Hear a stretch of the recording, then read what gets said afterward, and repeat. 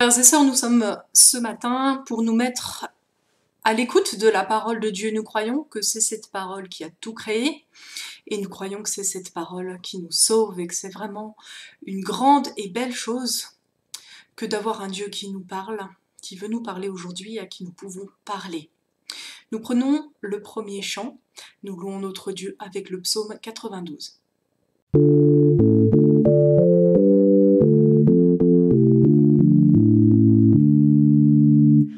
Oh, que ces choses belles de te louer, Seigneur, de chanter ta splendeur au milieu des fidèles. Quand le jour vient de naître, d'annoncer ta bonté et ta fidélité quand la nuit va paraître. Tes œuvres surprenantes ont réjoui mon cœur, et je dirai, Seigneur, leur sagesse étonnante. Tes pensées sont profondes, plus il les étudie, plus l'homme est interdit, ta main garde le monde. Si les méchants fleurissent comme l'ivraie des champs, et si les arrogants les projets réussissent, c'est pour qu'ils disparaissent par la mort emportée, et que soient dévoilés les plans de ta sagesse. Tu oins d'une huile fraîche le front de ton enfant, on le voit rayonnant, vigoureux comme un cèdre. Sa gloire et sa richesse sont d'orner ta maison, tes fruits chaque saison combleront sa vieillesse.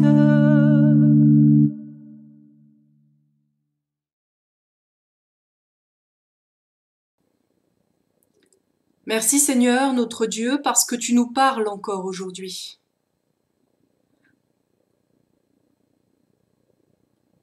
Parce que tu vois nos misères et parce que tu réponds lorsque nous t'appelons. Merci Seigneur notre Dieu, parce que tu veux nous libérer de ceux qui nous enchaînent, de notre tristesse, de notre péché, de nos fausses idées, de nos mauvaises relations.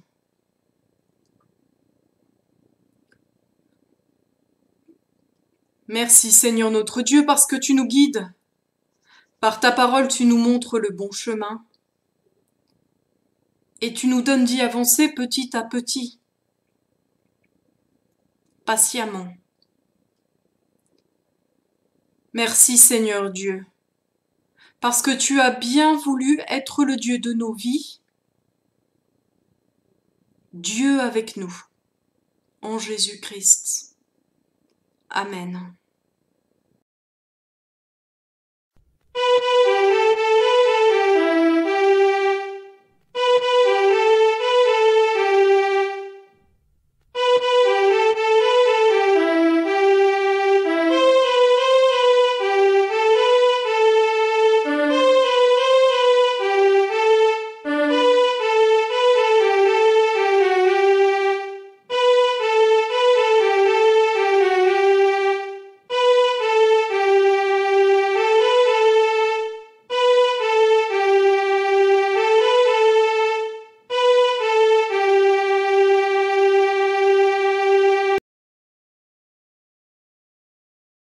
Nous confessons à Dieu notre péché. Pardonne-nous, Seigneur, pour toutes les fois où nous avons fermé nos oreilles à ta parole.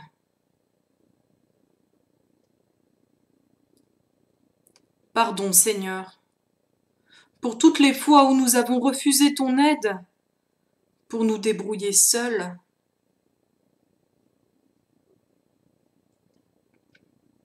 Pardon, pour toutes les fois où nous préférons suivre d'autres chemins que le tien. parce que ces chemins nous semblent humainement plus intéressants. Pardon de ne pas t'accorder assez de confiance pour te remettre notre vie en entier.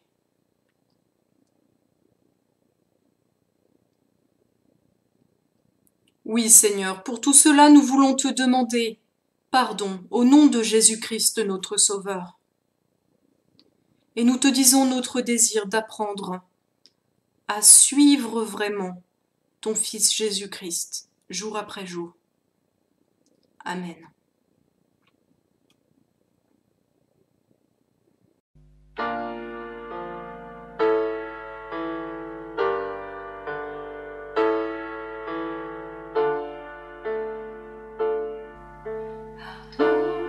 Seigneur, pardon pour notre orgueil, nos résistances. Viens enlever nos suffisances et chasser notre arrogance. Pardon, Seigneur, pardon pour toutes nos pensées impures. Viens changer nos cœurs si durs, nos raisonnements obscurs. Oh, relève-nous, nous sommes tombés si bas. Oh, relève-nous, par ta grâce et ton pardon. Aie pitié de nous, nous nous humilions devant toi. Pardon, Seigneur, pardon pour tant de paroles mauvaises. Viens adoucir nos mots, nos lèvres, et que nos querelles s'apaisent. Pardon, Seigneur, pardon de toujours garder rancune. Viens changer notre amertume, transformer notre attitude. Oh, relève-nous, nous sommes tombés si bas. Oh, relève-nous, par ta grâce et ton pardon. Aie pitié de nous, nous nous humilions devant toi.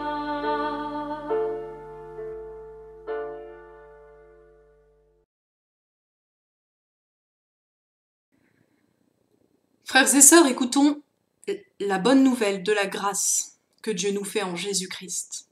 Dans l'évangile de Jean au chapitre 7, il dit cela. Si quelqu'un a soif, qu'il vienne à moi et qu'il boive. Et au chapitre 4, il dit encore, celui qui boira de l'eau que je lui donnerai n'aura jamais soif. Nous venons à Christ maintenant, avec notre péché. Nous avons soif de son pardon, nous avons soif de sa vie, nous avons soif de la réconciliation avec Dieu et avec les autres. Et alors, par ces paroles, nous pouvons croire que cette soif est comblée.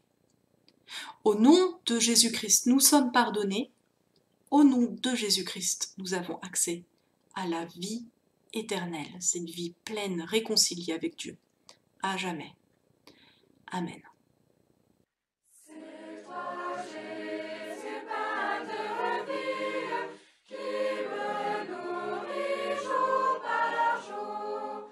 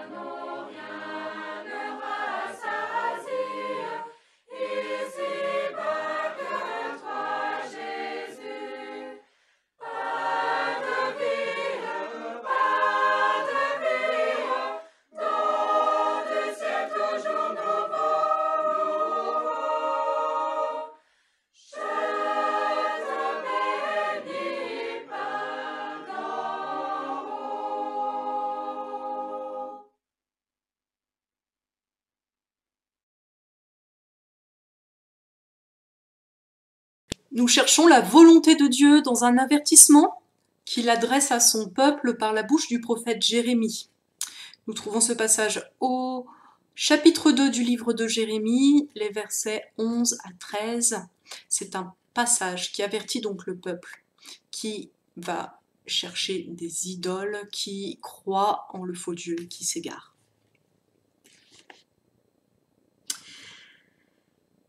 Y a-t-il une nation qui change ses dieux, quoiqu'ils ne soient même pas des dieux? Et mon peuple a changé la gloire contre ce qui n'est d'aucun secours. Cieux, soyez étonnés de cela, frémissez d'épouvante et d'horreur, dit l'Éternel, car mon peuple a commis un double péché. Ils m'ont abandonné, moi, la source d'eau vive, pour se creuser des citernes crevassées qui ne retiennent pas l'eau. Nous sommes maintenant appelés à abandonner toutes nos fausses espérances, à abandonner toutes les fausses choses sur lesquelles nous fondons notre vie pour accueillir le salut qui est en Jésus-Christ seul. Alors, tournons-nous vers ce Dieu qui nous aime et qui peut nous faire vivre.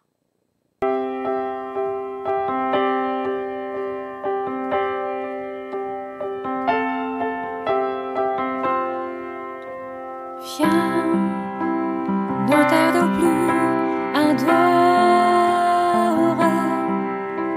Viens, ne tarde plus dans ton cœur. Viens, tel que tu es, adore. Viens, tel que tu es, devant ton Dieu.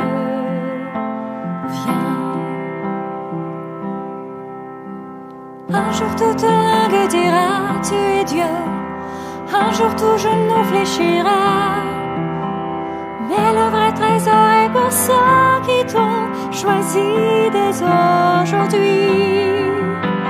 Un jour toute langue dira tu es Dieu, un jour tout genou fléchira, mais le vrai trésor est pour ceux qui t'ont choisi dès aujourd'hui.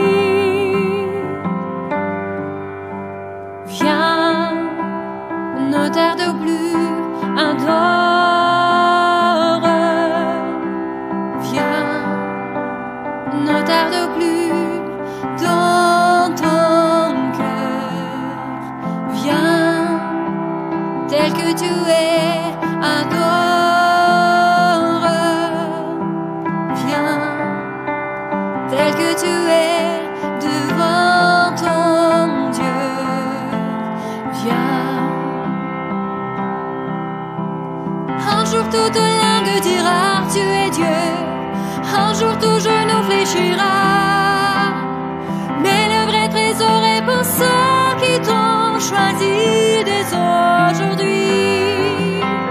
Un jour toute langue dira tu es Dieu, un jour tout genou fléchira, mais le vrai trésor est pour ceux qui t'ont choisi dès aujourd'hui. Viens, ne tarde plus, adore. Viens, ne tarde plus dans ton cœur. Viens, tel que tu es, adore. Viens, tel que tu es, devant ton Dieu.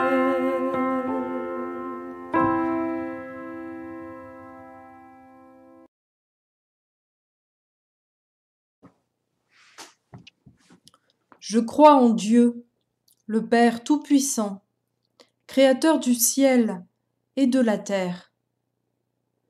Je crois en Jésus-Christ, son Fils unique, notre Seigneur, qui a été conçu du Saint-Esprit et qui est né de la Vierge Marie. Il a souffert sous Ponce Pilate. Il a été crucifié. Il est mort Il a été enseveli, il est descendu aux enfers. Le 3e jour, il est ressuscité des morts, il est monté au ciel. Il siège à la droite de Dieu, le Père Tout-Puissant. Il viendra de là pour juger les vivants et les morts. Je crois en l'Esprit Saint, je crois la Sainte Église universelle, la communion des saints, la rémission des péchés, la résurrection de la chair et la vie éternelle. Amen.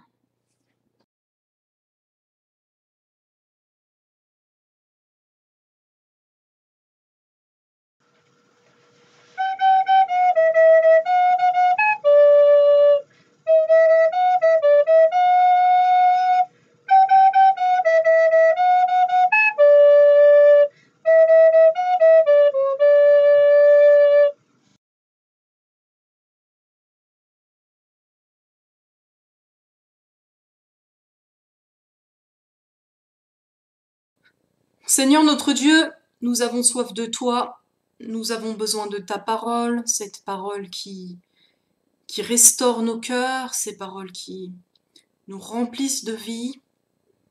Nous avons déjà vécu cela et nous voulons le vivre encore, et nous savons que nous avons besoin de ton esprit. Alors envoie sur nous ton esprit alors que nous allons ouvrir les Écritures, afin que nous soyons rassasiés, réjouis par ta parole. Au nom de Jésus-Christ. Amen. Un prêtre et un industriel discutent. Le prêtre dit à l'industriel : « Tu vois, tu as mis de nombreuses années à construire ton usine. Dieu est vraiment grand. Imagine-toi qu'il a créé le monde en 6 jours. » Ce à quoi l'industriel répond : « Je pense que à l'époque, il n'y avait pas de syndicalistes.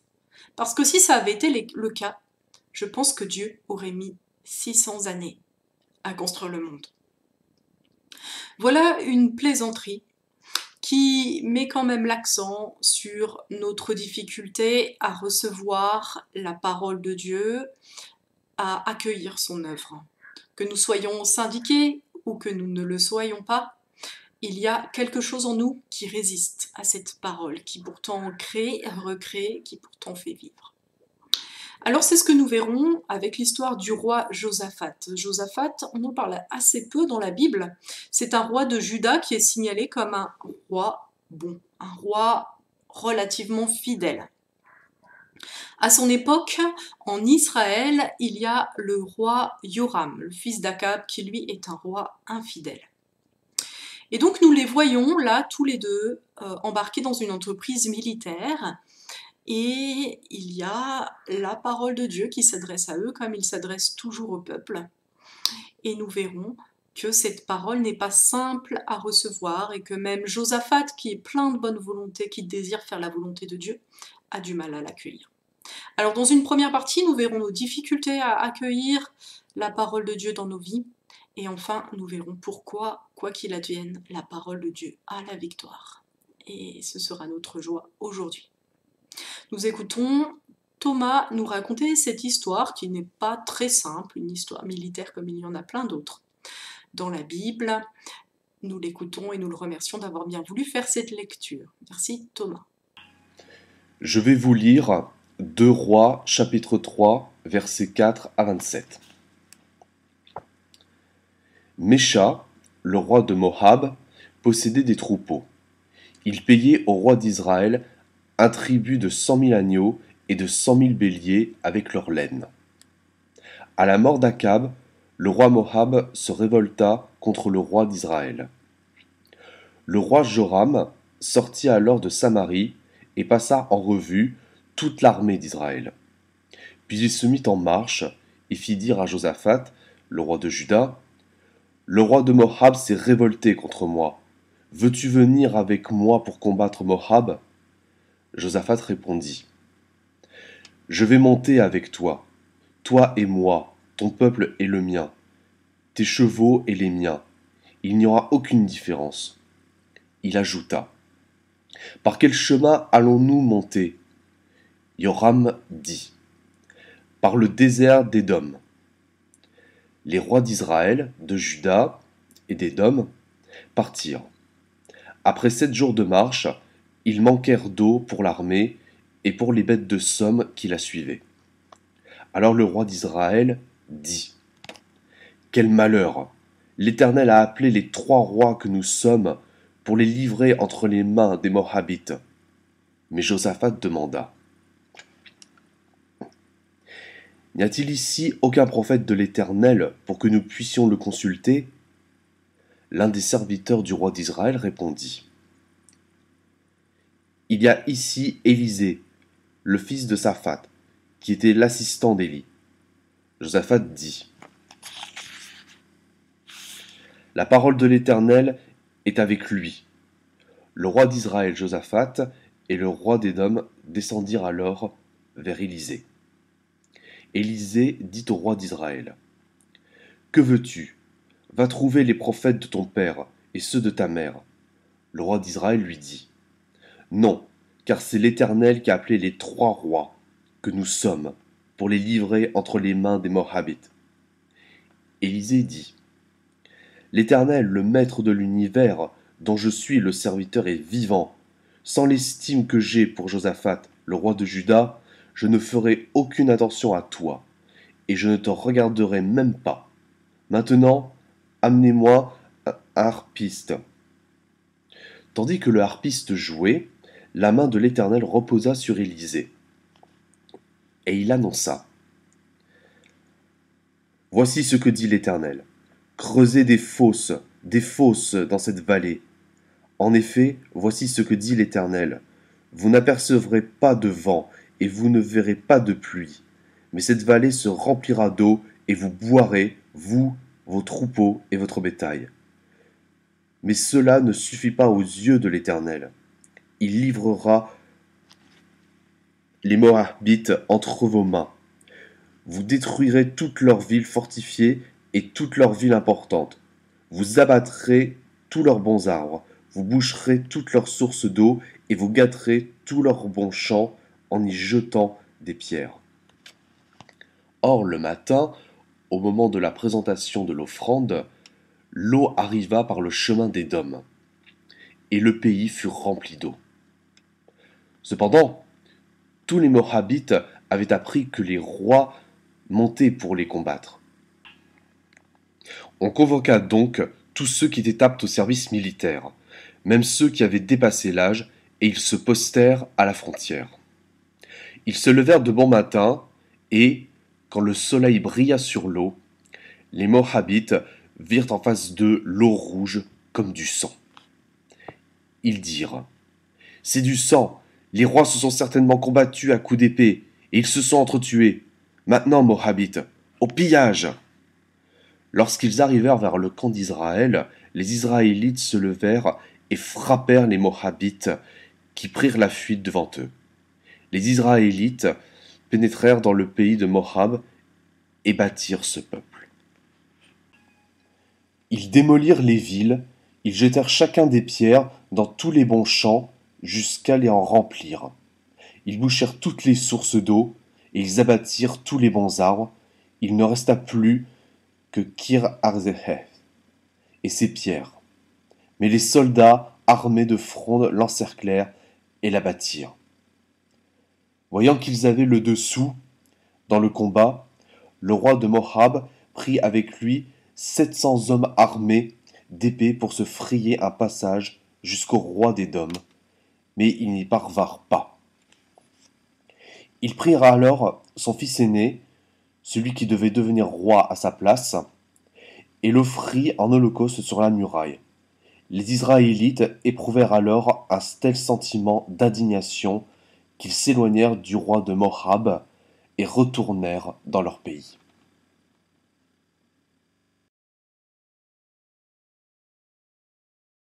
Première partie, nos résistances à la parole. Donc, cette histoire est l'histoire d'un combat, nous l'avons compris, entre Israël, Juda et l'allié de Juda, Édom, contre Moab. Mais si on y regarde de plus près, on voit qu'il y a un autre combat, un combat de la parole de Dieu pour agir malgré les résistances des humains. Et c'est sur cela que nous nous focaliserons donc dans la première partie. Première difficulté à recevoir la parole, nos plans. La parole de Dieu qui conduit contre nos plans. Alors, voilà nos hommes qui se lancent dans une entreprise militaire. Tout cela nous est bien expliqué et on comprend que tout cela est soutenu par une sagesse humaine. Tout est logique. Moab se révolte contre Israël. Alors le roi vérifie s'il a assez de force, il vérifie l'état de ses troupes, il vérifie s'il peut compter sur son allié Juda, et une fois qu'il a vu ça, il décide d'attaquer. Josaphat, lui, avait donné sa parole au père de Joram, Akab. Ils étaient déjà partis dans une expédition militaire que certains ont étudiée dans les études bibliques cette semaine. Et donc, Josaphat, certainement dans un désir de fidélité à l'alliance qu'il a fait avec le père de Joram, utilise les mêmes termes d'ailleurs, et accepte de rentrer dans cette coalition. Et puis ensuite viennent les décisions concernant le chemin à emprunter. Et là, je vais essayer de vous montrer une carte. Donc, Israël aurait pu attaquer Moab directement par le nord. Mais cet endroit-là était mieux gardé. Alors, il décide de l'attaquer par le sud. Et cela est possible grâce à l'alliance avec Juda et Édom, puisqu'en attaquant par le sud, par le désert, il devra traverser Juda et le territoire d'Édom. Donc, tout est logique, ils décident de leur expédition et ils partent. Mais comme humains, nous ne sommes pas infaillibles et ils n'avaient pas pensé à quelque chose. Ils se retrouvent sans eau puisqu'ils sont dans le désert depuis un certain nombre de jours et ils risquent tous de mourir de soif. Et c'est alors seulement que Josaphat pense à interroger Dieu, à lui demander ce qu'il en pense. Alors, souvent, nous suivons nos propres plans. Nous analysons et en fonction de nos analyses, nous faisons les choses et ce même parfois dans notre vie d'église. Nous ne pensons pas toujours à demander à Dieu ce qu'il désire. Et quand nous pensons à lui demander, souvent nous lui demandons plutôt de nous aider à mettre en place nos plans, plutôt que nous lui demandons quel est son plan et comment nous insérer dans son plan. Ainsi, c'est un petit peu comme si nous disions « Seigneur, je veux attaquer Moab avec Juda et Édom en passant par le désert d'Édom, aide-moi. » Alors que nous devrions dire « Seigneur, Moab s'est révolté, que dois-je faire ?» Voilà donc notre première difficulté. Nous sommes assez certains que nous pouvons gérer les choses et nous essayons de gérer humainement les choses, mais rappelons-nous par cet exemple que nous ne gérons pas toujours et que nous pouvons nous retrouver coincés quelque part.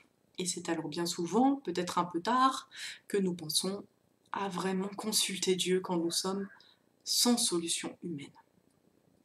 Pensons donc à consulter Dieu avant d'entreprendre des choses et à le laisser nous conduire. C'est lui le chef de l'Église et c'est lui le chef de nos vies.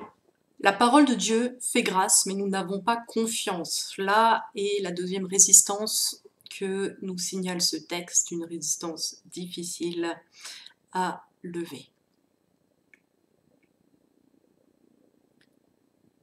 Les rois se retrouvent donc, nous l'avons dit, dans une situation difficile à cause de leur propre folie. Et Dieu pourrait leur dire « Ah ben c'est bien fait pour vous, vous n'aviez qu'à me consulter.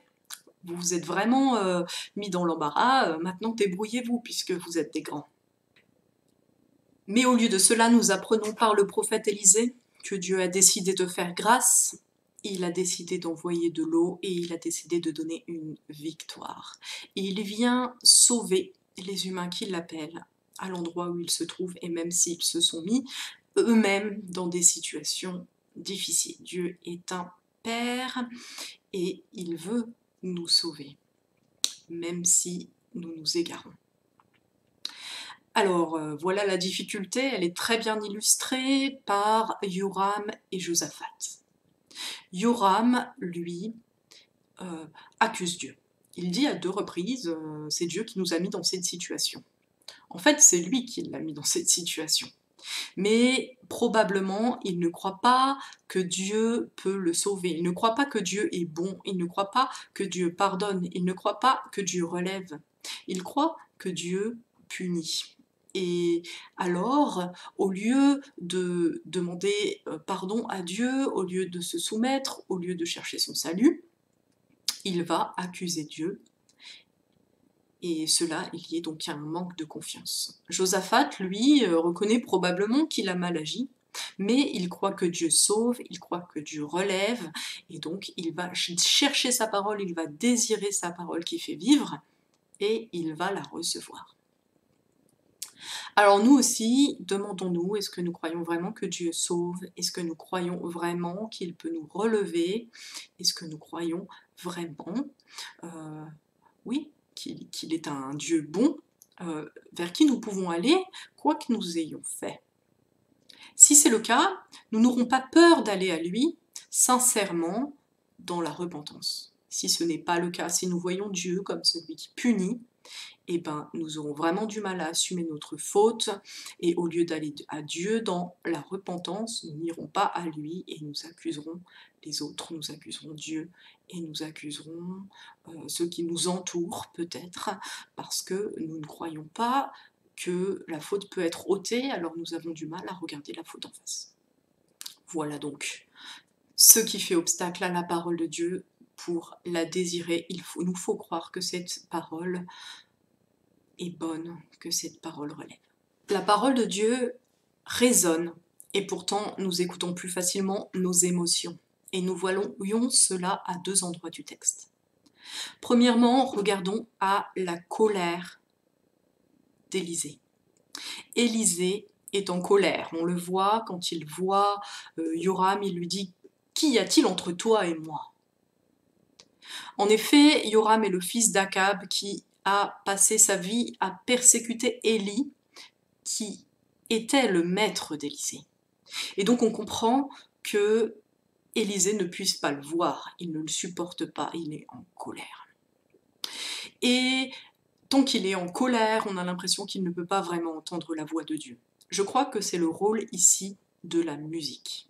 Vous vous souvenez que David est embauché pour calmer le roi Saül par la musique. Et là, on voit Élisée qui demande de la musique. Et c'est alors que la voix de l'Éternel s'adresse à lui. Je crois que pour entendre Dieu, Élisée a dû prendre du recul par rapport à ses émotions. Parce que les émotions d'Élisée, il lui disait certainement « Je désire que Yoram meure. Je suis très content qu'il soit dans le désert et qu'il risque de mourir. » Mais il a réussi à prendre du recul par rapport à ses émotions, et donc il peut donner de la part de Dieu des paroles qui sont des paroles de grâce, parce que nos émotions ne sont pas la voix de Dieu, et pourtant parfois elles nous submergent. Nous le savons. Alors voilà, nous sommes encouragés à ne pas prendre des décisions pour nous-mêmes ou dans l'Église sous le coup de la colère ou sous le coup de la rancœur. Demandons à Dieu de nous montrer ce qu'il y a de rancœur dans notre cœur, ce qu'il y a de colère et en quoi cela peut influencer nos décisions. Et demandons-lui de nous libérer du poids de cela quand cela vient interférer avec sa parole. Ne prenons pas de décision, ni pour notre vie, ni pour notre Église, alors que nous sommes travaillés par des émotions telles que la rancœur et telles que la colère. Prenons exemple sur Élisée qui écoute de la musique avant de pouvoir donner la parole de Dieu. Le deuxième exemple, la deuxième émotion qu'on voit ici, c'est la peur, et c'est un petit peu plus compliqué à expliquer. Donc on voit à la fin quelque chose d'assez énigmatique en fait. Les Israélites qui sont prêts de gagner fuient. Et ce passage est traduit différemment selon les Bibles, mais littéralement en fait on peut lire « Il fut une grande colère sur Israël ». Alors voilà la difficulté d'interprétation. Qu'est-ce que cette colère? Regardons bien à notre texte. Le roi de Moab a sacrifié son fils sur la muraille. Donc tout le monde a vu ce sacrifice. Israël même a vu ce sacrifice.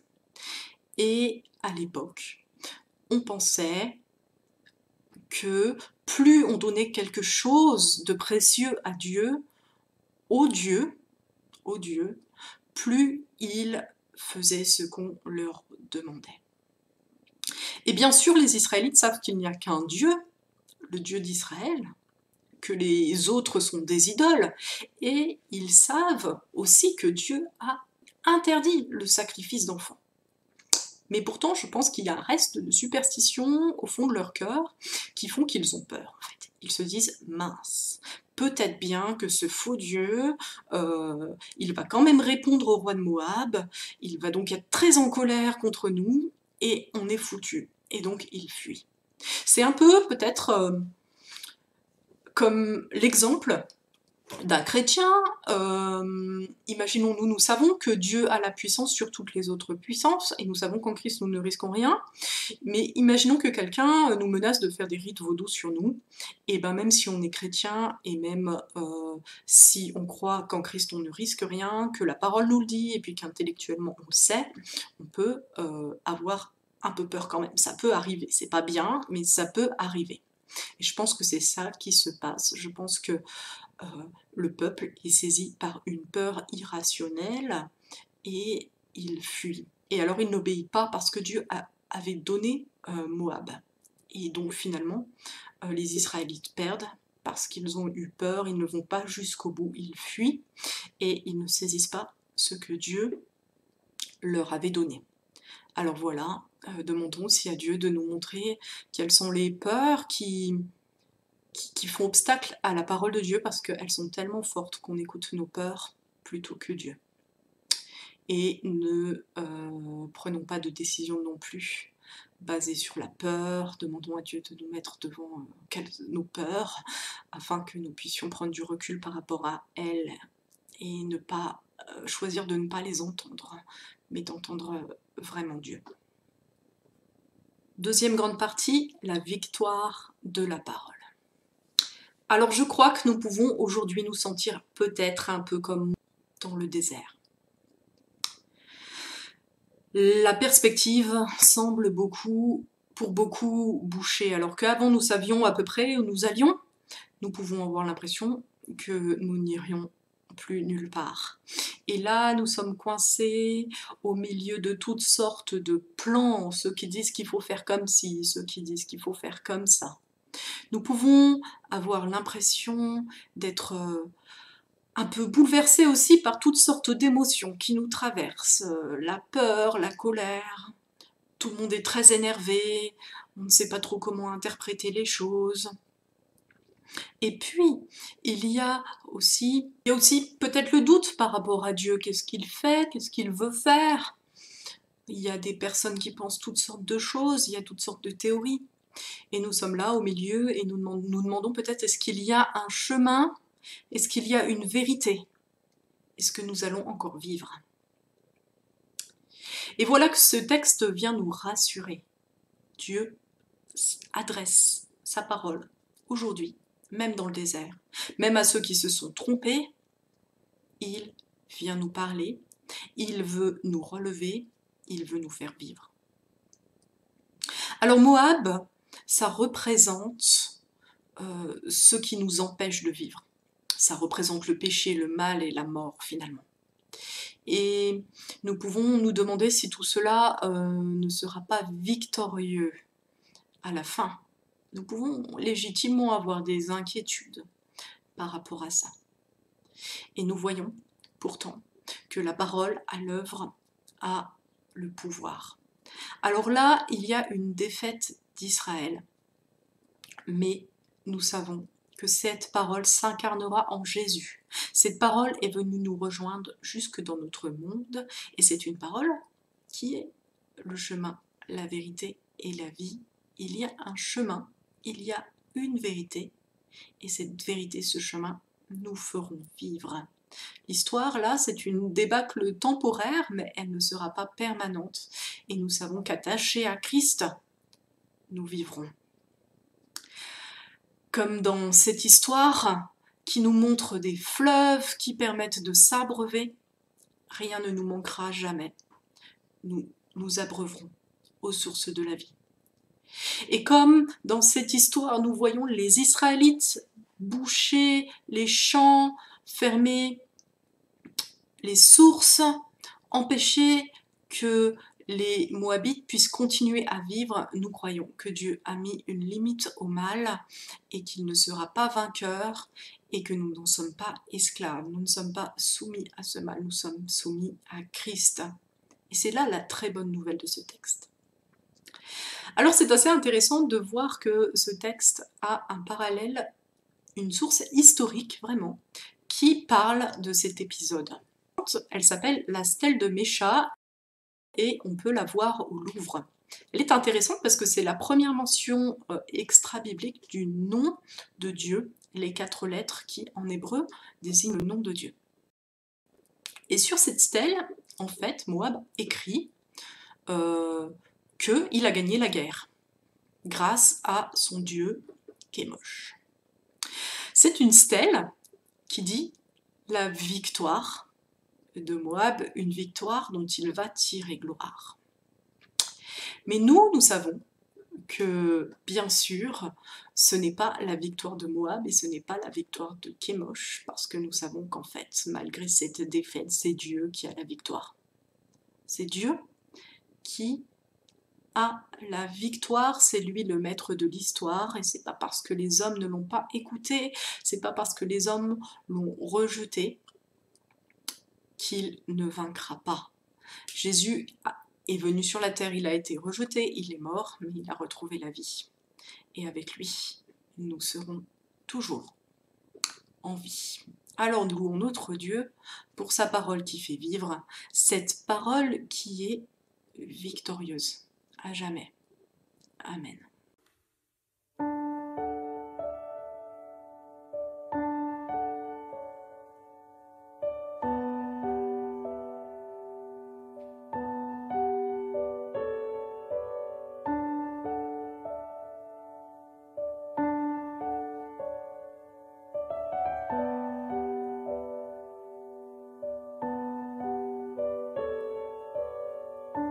Je te prie et tu entends ma voix.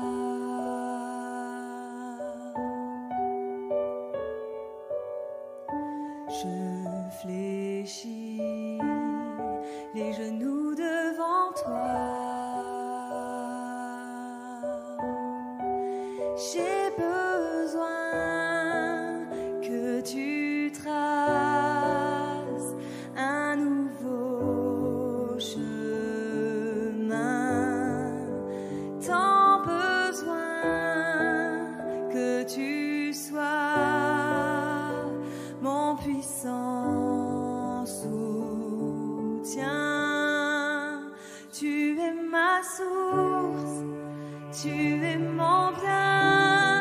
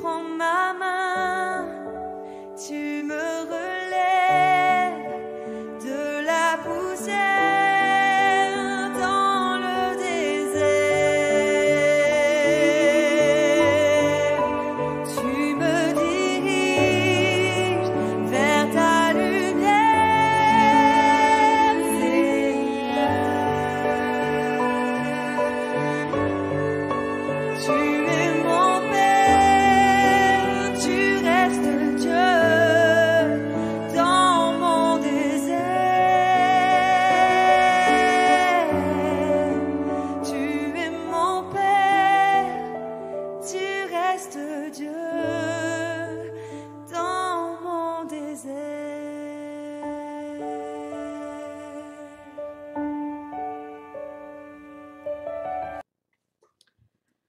Nous entrons dans le temps de louange libre. Dans notre Église, nous avons l'habitude de remercier Dieu pour qui il est, pour ce qu'il fait. Et parce que le culte n'est pas quelque chose qu'on regarde, mais quelque chose qu'on vit dans la prière, ce temps est destiné à recevoir votre louange. N'hésitez pas à dire à Dieu pourquoi vous êtes reconnaissant envers lui aujourd'hui.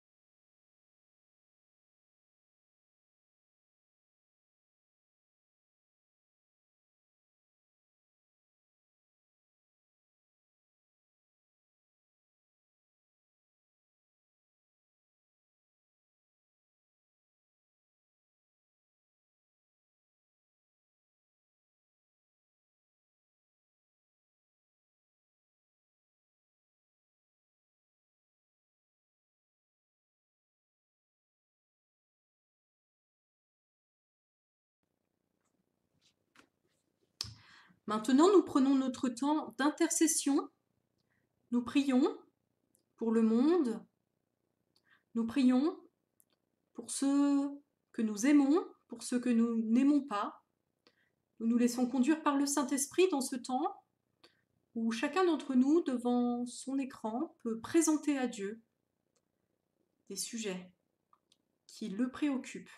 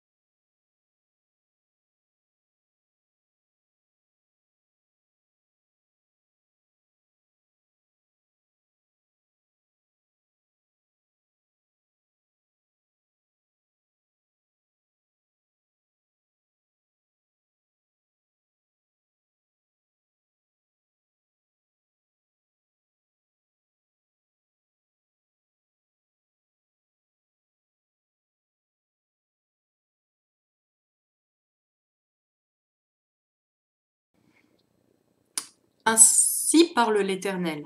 Faites dans ces vallées des fosses, car ainsi parle l'Éternel. Vous n'apercevrez point de vent et vous ne verrez point de pluie, et cette vallée se remplira d'eau. Et vous boirez, vous, vos troupeaux et votre bétail. Mais cela est peu de choses aux yeux de l'Éternel. Il livrera Moab entre vos mains. Seigneur, donne-nous de croire en ta victoire. Donne-nous d'accueillir ta vie. Et nous irons avec toi heureux, toujours. Amen.